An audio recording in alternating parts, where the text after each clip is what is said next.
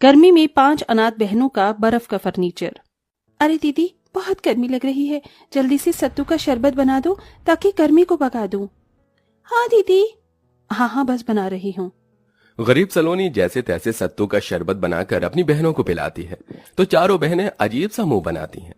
इयो, दीदी कैसा शरबत बनाया है, ये तो वो है ही नहीं जैसे मम्मी बनाती थी। हाँ दीदी, इसका स्वाद तो बहुत अजीब सा है।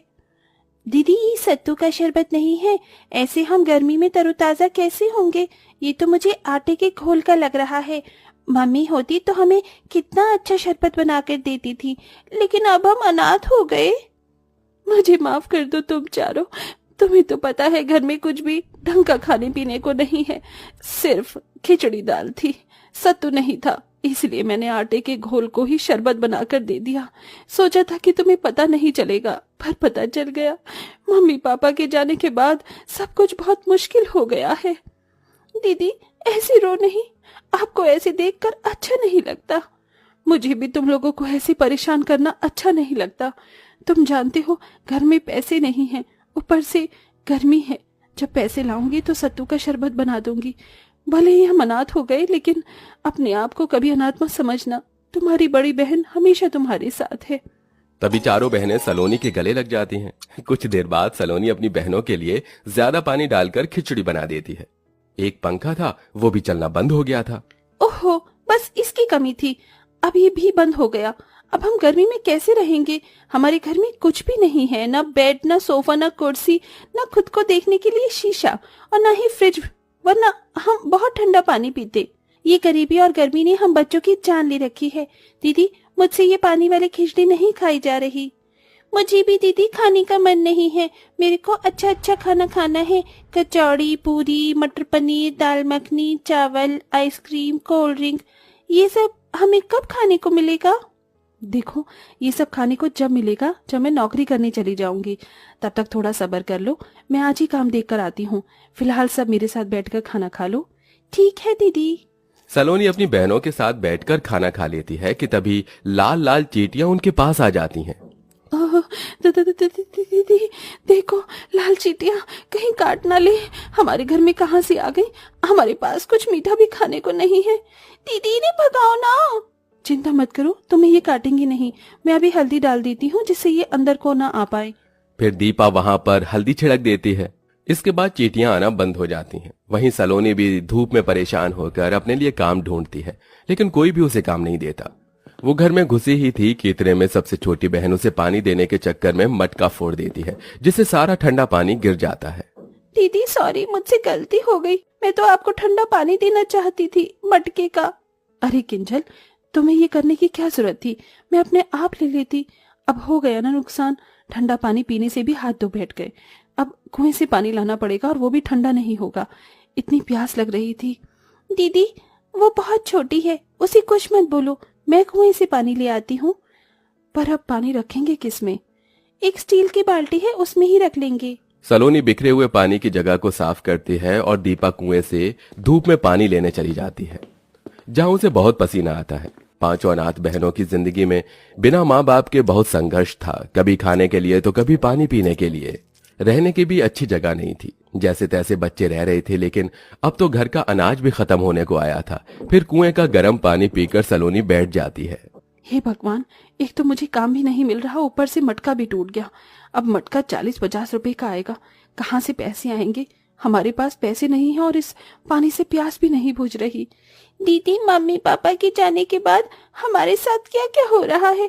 ऊपर से हम सबको धीरे धीरे बहुत पसीना आ रहा है, गर्मी लग रही है, पंखा भी ठीक करवाना था। काश हमें थोड़ी सी बर्फ मिल जाती। दीदी, दुकान पर बर्फ आती है, 10-15 रुपए का पैकेट होता है जमी हुई बर्फ का।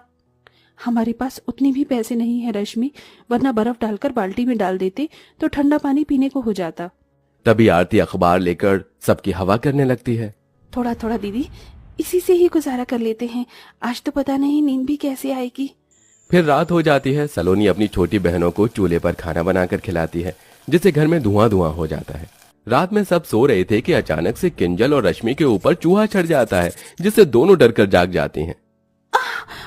दीदी, चूहा चूहा!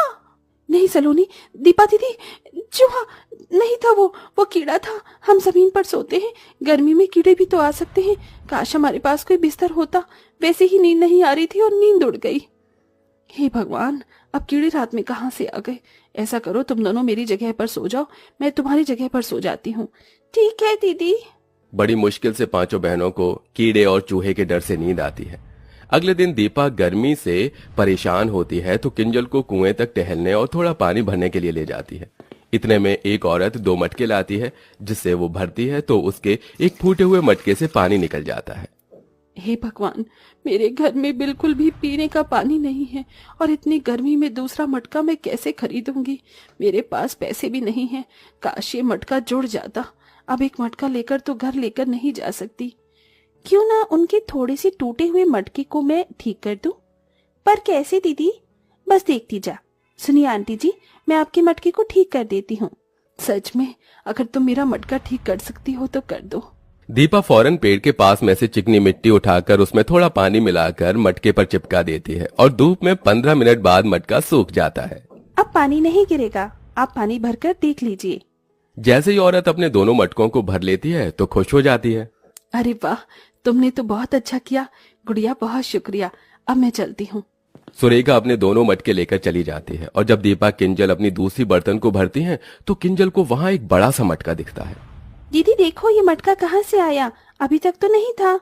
अरे हाँ, यहाँ पर किसका मटका होगा ये? अरे ये मटका तो गंदा भी है। दीदी, ये गंदा मटका किसका होगा? भला हमारे ही काम आ जाएगा। हम इसे साफ करके यही वाला पानी भर लेंगे। चलो घर ले चलते हैं। ठीक है, चलो। दोनों बहनें उस मटके को बड़ी मुश्किल से पकड़कर घर पर ले आती हैं और उसे साफ करने लगती हैं। अरे, तुम्हें ये मटका कहाँ मिल गया? दीदी, किसी का भी नहीं था, इसलिए हम ले आए। अब साफ करके इसमें पानी भरेंगे। अच्छा है ना, अब ठंडा पानी पीने को मिलेगा। अच्छा दिखाओ, मैं साफ कर दूं। बड़ा मटका है, तुम दोनों से नहीं होगा। तभी सलोनी जैसे ही मटका धोकर रखती है कि उसमें से चमचमाती रोशनी आती है और वो मटका ठंडी ठंडी बर्फ के पैकेट से भर जाता है। ये देख पांचों अनाथ बहनें हैरान हो जाती हैं। अरे वाह, इतनी सारी बर्फ! इसमें तो हम बहुत ठंडा पानी पी सकते हैं। हाँ हाँ, जल्दी जल्दी पी लो, कहीं बर्फ पिघल न जाए। पांचों बहन बर्फ देखकर सब कुछ भूल जाती हैं और ठंडा ठंडा पानी पी लेती हैं। अरे, हमने इसका ठंडा पानी तो पी लिया, पर ये मटके से अचानक से बर्फ कहाँ से आ गई? मुझे तो कोई जादू लगता है। काश हमारे घर में पंखा चल जाता तो इस गर्मी से तो बच जाते। तभी उस मटके से एक जादुई रोशनी निकलती है। मटके की ठंडी ठंडी बर्फ से पूरा घर बर्फ की ठंडक से भर जाता है।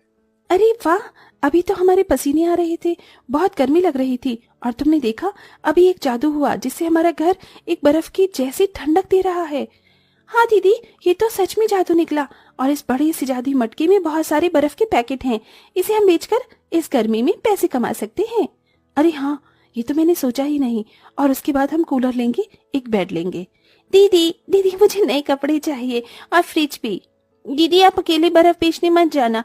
ऐसा करते हैं, मैं रश्मि को ले जाती हूँ और आप बड़ी हैं तो आप आरती और किंजल को साथ रख लीजिए। ये बर्फ पिघलने से पहले हमें बेचनी होगी। ठीक है। पांचों अनाथ बहनें एक पन्नी में जादुई मटके से बर्फ के पैकेट निकाल कर उसमें रख लेती हैं और अलग अलग दिशा में बेचने चली जाती हैं, जहां लोग सस्ती बर्फ देखकर खरीदने लगते हैं। बर्फ ले लो, बर्फ, ठंडी ठंडी बर्फ, 5 रुपए का एक पैकेट, 5 रुपए का एक पैकेट। दीदी, मेरे पास सिर्फ 4 रुपए है। मेरे घर में फ्रिज नहीं है। आप इतने में ही बर्फ दे दो। मेरी मम्मी के बुखार हो गया है तो उनको बर्फ लगानी है। ठीक है, ऐसा करो, तुम 2 पैकेट ले जाओ। शुक्रिया दीदी। ऐसे ही पांचों बहनें 2-3 हफ्तों तक उस मटके से जादुई बर्फ मांगती हैं और उन्हें बेचकर पैसे इकट्ठे करती हैं और अपने घर में सबसे पहले सोने के लिए एक पलंग और उसके बाद बर्फ बेचकर कूलर ले आती हैं। अरे वाह दीदी, इस कूलर की ठंडी ठंडी हवा में बहुत मजा आ रहा है।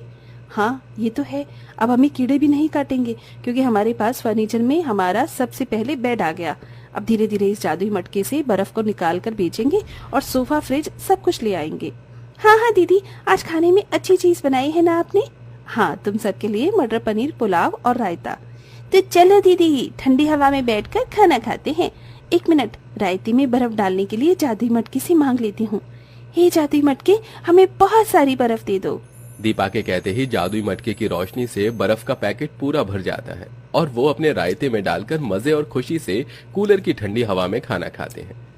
आज वो पहला दिन था जब वो अपने माता पिता के जाने के बाद सुकून से खाना खा रहे थे और अब धीरे धीरे उस जादुई मटके से बर्फ के पैकेट बेचकर वो थोड़े दिन बाद अपने लिए फ्रिज ले आते हैं और उसके थोड़े दिन बाद सोफा और धीरे धीरे करके अपने घर को अच्छा करके सारा फर्नीचर का सामान ले आते हैं। जिसके बाद पांचों अनाथ बहनों की जिंदगी उस बर्फ के मटके से बहुत आसान हो जाती है और सब खुशी खुशी रहने लगते हैं।